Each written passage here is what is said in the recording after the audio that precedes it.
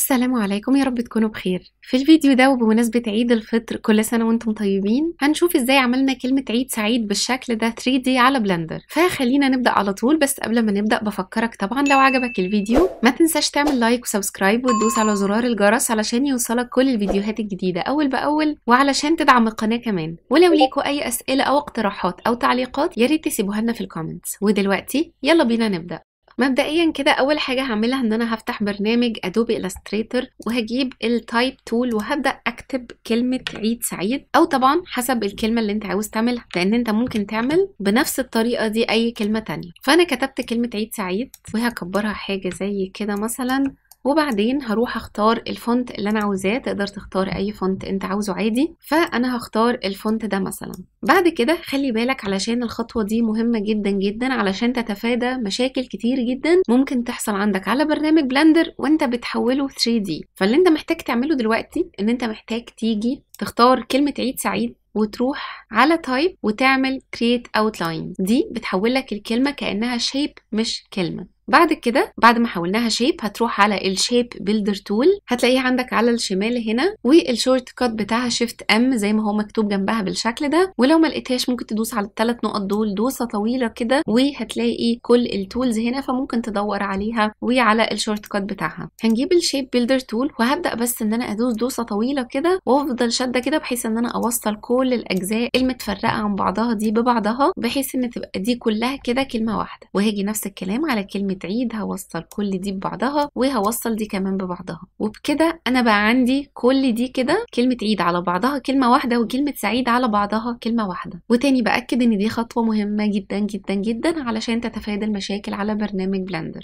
بعد كده هتروح تعمل فايل export as وهتعملها export as SVG. دي حاجة مهمة جدا، هتدوس على السهم ده وهتختار SVG وهتسيبها بالاسم اللي انت عاوزه وفي المكان اللي انت عاوزه. بعد كده هتعمل اكسبورت وهتدوس اوكي وبس كده. ودلوقتي يلا بينا نرجع على برنامج بلندر. من برنامج بلندر بقى اول حاجة هنعملها خلينا نمسح الحاجات دي، فهعمل كده وهعمل اكس وديليت، وبعدين هاجي من فايل امبورت وهتلاقي هنا scalable vector graphics SVG. لو الاختيار ده مش موجود عندك فهتحتاج ان انت تروح على edit ومن preferences من هنا هتحتاج ان انت تروح على add-ons وهتلاقي عندك السيرش فوق على اليمين. هتكتب في السيرش SVG وهيطلع لك الاختيار ده. اول ما يطلع الاختيار ده كل اللي انت محتاج تعمله ان انت تعلم عليه، تتأكد ان دي متعلم عليها وبس كده من غير ما تدوس اي حاجة تانية. هتروح تقفل الشاشة دي وبكده هتلاقي الاوبشن عندك لما تروح تاني على فايل وتروح على import هتلاقي scalable vector graphics SVG. هتختار دي وكل اللي انت هتحتاج تعمله ان انت هتختار الملف اللي انت سيفته من ادوبي الستريتور في المكان اللي انت سيفته فيه، مجرد ان انت هتروح تختاره وهتعمل import SVG. دلوقتي هتلاقيه ان هو ظهر عندك هنا بس انت مش هتكون شايفه لان هو دايما بيعمل import صغير جدا جدا جدا. بس هتتاكد ان انت عملت import فعلا لما تلاقي الكيرفز دي على اليمين كده، لان اي حاجه بنعمل لها import as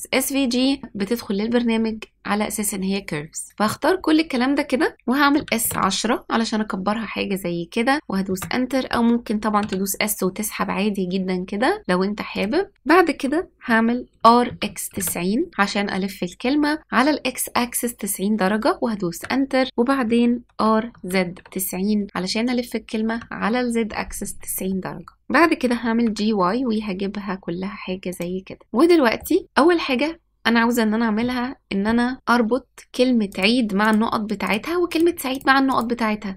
فهختار الاتنين دول كده وهعمل كنترول جي كده الاتنين بقوا حاجه واحده، ونفس الكلام هعمله في سعيد، هختار الاتنين دول وكنترول جي وكده الاتنين بقوا حاجه واحده. ممكن دلوقتي اروح على كلمه سعيد واعمل object set origin to geometry علشان يبقى الاوريجين في منتصف الكلمه، وده هيفيدنا لو احنا حابين ان احنا نعمل مثلا روتيت ولا اي حاجه. دلوقتي لو جيت اعمل RZ هيبقى كده على نص الكلمه من مكان الاوريجين، لكن الاول كان هيلف هنا عندي في مكان الاوريجين حوالين الاوريجين. فدلوقتي مثلا كلمه عيد الاوريجين بتاعها اهو، لو انا دلوقتي عملت RZ هيلف حوالين الاوريجين بتاعها مش حوالين الكلمه نفسها. فعلشان كده هختار كمان كلمه عيد وهعمل object وset origin to geometry كده. لو جيت اعملها روتيت كده هيبقى كل الحركه اللي انا بعملها حوالين الاوريجين بتاعه الكلمه. طيب بعد كده انا مش بحب الماتيريال السوداء دي اللي هي بتنزل ديفولت مع اي SVG، فهروح اشيلها ازاي؟ هروح على الماتيريال بروبرتيز من هنا وهلاقيها هنا مكتوبة SVG مات. هروح على الماينس الصغيرة دي كده وهدوس عليها وبكده هتكون اختفت. نفس الكلام هعمله في كلمة سعيد، هروح من هنا وبس هشيلها بالشكل ده. بعد كده هاجي على كلمة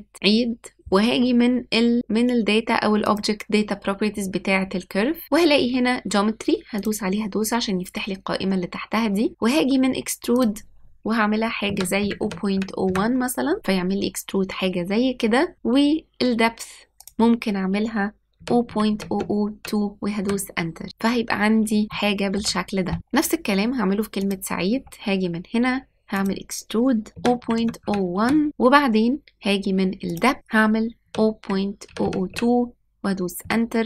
لازم تتأكد ان انت بتعمل من الدبث اللي تحت كلمة بافل والجيومتري اكسترود اللي تحت جيومتري، وهنا دبث اللي تحت بافل هي اللي بتعمل البافل ده. هبدأ الاحظ ان انا ظهر عندي مشاكل هنا مثلا في حرف الدال بالشكل ده. المشكله دي مش ظاهره في البافل الاقل، يعني انا لو جيت من الدبث هنا عملت 0.001 ودوست انتر هتلاقي ان الكلمه شكلها حلو على طول، انت مش محتاج تعمل فيها اي حاجه. طيب لو انت محتاج ان انت تزود البافل بتاعها فمثلا هخليها 0.002 وهدوس انتر فهتبدا تعالج المشاكل اللي بتظهر عندك بشكل مانيوال. خد بالك ان انت لو بتعمل كلمه تانية ممكن مشاكل مختلفه عن المشاكل اللي هتطلع معايا انا تطلع معاك انت، فانت هتبدا ان انت تشوف ازاي كل مشكله تحلها. فالمشكله بتاعتنا دي هنحلها ازاي؟ انا هاجي على الكلمه وهعمل كليك يمين وهعمل convert to mesh، ونفس الكلام عيد كليك يمين وconvert to mesh، وده علشان ابدا اتعامل معاها كانها مش كانها كيرف. بعد كده هاجي من هنا